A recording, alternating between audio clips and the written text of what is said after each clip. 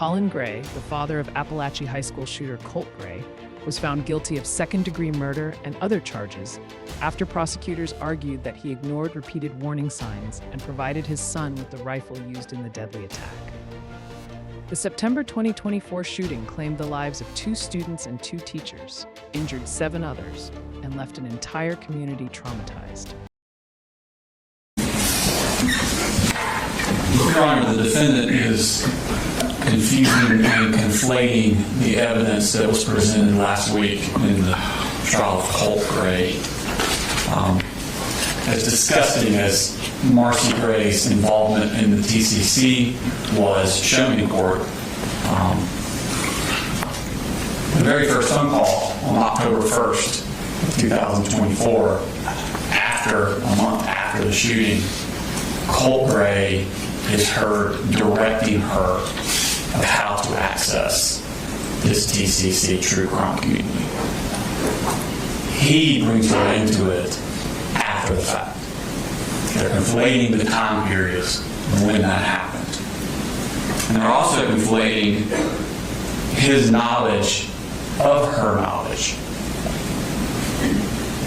The phone calls that the state showed in his trial, where Marcy Gray is continuously searching for the Ethan Crumley parents, why were they charged, and the sentencing for that, and that simultaneously with those Google searches that she's making,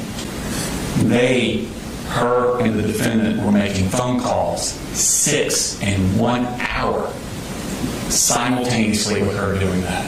Showed to this jury that they were in communication with each other about the threat Colt Gray posed, their son posed to a school shooter. They're conflating the timelines of when these things happen. So let's look at the actual timeline in this case. In 2021, law enforcement came to his house because his son had searched how to kill your dad on the school computer. 2 years later, in 2023, law enforcement again came to his house because his son had threatened to commit a mass shooting at an elementary school. And at that meeting, law enforcement asked him to restrict his son's access to guns. But instead of doing that, just a few months later, for Christmas, he bought his son a Sig Sauer M400 rifle. And that summer, as his son's emotional health spiraled, this defendant allowed him to keep that rifle in his room. He was convicted for what he did know. And Colt lying, whether or not Colt was lying when he says he heard voices, he said to his dad he heard voices. And that should be the red flag that every parent should act on, especially one who has already been warned that his son wants to commit a mass shooting at a school. The defendant was convicted of ignoring a substantial and unjustifiable risk. And in order to settle upon an appropriate sentence, the court needs to look at the nature of the risk he ignored.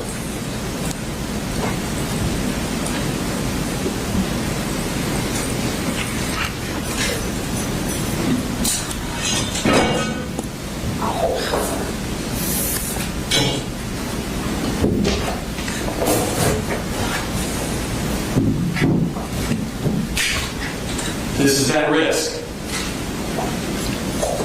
This was the risk that was staring him in the face every day. It culminated on August 6th, almost a full month before the shooting. This went up on that boy's wall. And he, every single day, saw this.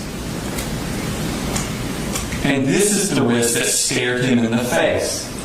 Deadly toll, 17. Tears, anger flow. Officials say 19-year-old suspect admitted fatally shooting 17 at the Barrow High School. These are the headlines that were on his son's wall for a month. There are pictures of crying students, a prayer vigil, and children streaming out of their school with their hands above their heads. And this headline: Florida shooting suspect displayed flashes of rage and other warning signs. The same thing he was seeing in his own son at that very same time.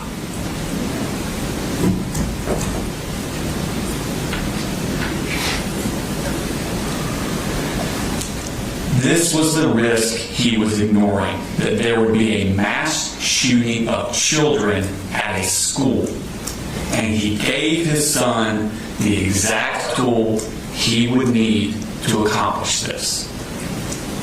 He is the reason 4 people are dead, 7 were injured, and countless others were traumatized. And he is the reason a 16-year-old boy was sentenced 2 days ago to the rest of his life in prison. I don't know why the shark is the way the shark is, but everyone understands the risk. From the moment of the horrific attack to throughout the trial, the defendant has shown no remorse for his actions. On the day of the shooting, his daughter texts him at 11:01 a.m. There are 3 people dead at the high school. After that moment, he does not call or text his son because he knows. Instead, he tells his boss he has to leave work because his son broke his arm. And then on the way, he stops at a convenience store to get a drink. And then he just goes home. The next day, he tells his 13-year-old daughter to lie to the authorities. And he comes into court, he takes that stand, and he lies too.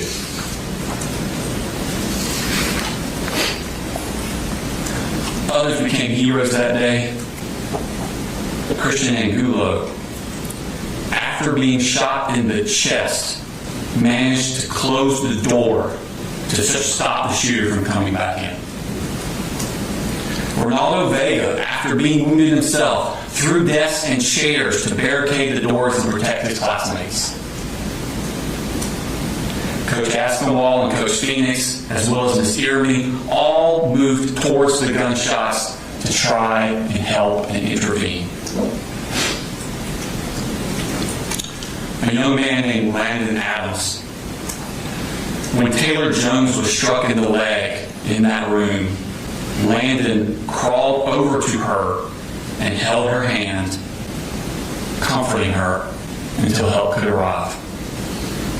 Every child in that classroom was a hero, and they came together to comfort and protect each other. And Mason Skirmerhorn never got the chance to do that. He was robbed of the opportunity to be the friend everyone knew him to be. But the defendant did nothing. Nothing to stop this, the greatest of risks. The mass murder of children is the maximum of risk, and for that he deserves the maximum of punishment. And do not forget that the Crumleys were sentenced to the max that was allowed by Michigan law. For murder, count 1, murder in the second degree of Christian Angulo, the state would ask the defendant be sentenced to 30 years of serving confinement. In count 3, murder in the second degree for Mason Skirmerhorn, the state would ask for 30 years to be served in confinement consecutive to count 1. In count 5, involuntary involuntary manslaughter for the death of Richard Aspinwall. The state would ask for 10 years to serve in confinement consecutive to counts 1 and 3. For count 7, involuntary manslaughter for the death of Anna Christina Irmy. The state would ask for 10 years to serve in confinement consecutive to counts 1, 3, and 5. For counts 9 through 26, cruelty to children in the second degree, the state would ask for 10 years to serve concurrent to each other and the previous counts. Counts 27 and 29, reckless conduct, the state would ask for 12 months to serve concurrent for each other and the previous counts, for a total of 80 years to serve in confinement. State under court, State versus Bryant, Your Honor, 363 Georgia Appeals 349-202, and Harris versus the State 272 Georgia Appeals 366. Both say that the same incident with separate victims does not merge. And Gaither versus the State 312 Georgia Appeals 53 says that although the convictions arose from the same acts, they did not merge as a matter of fact or law because each count was based upon harm to a different victim. So that is why the state would ask for a sentence of 8 years to serve in confinement. All right, thank you.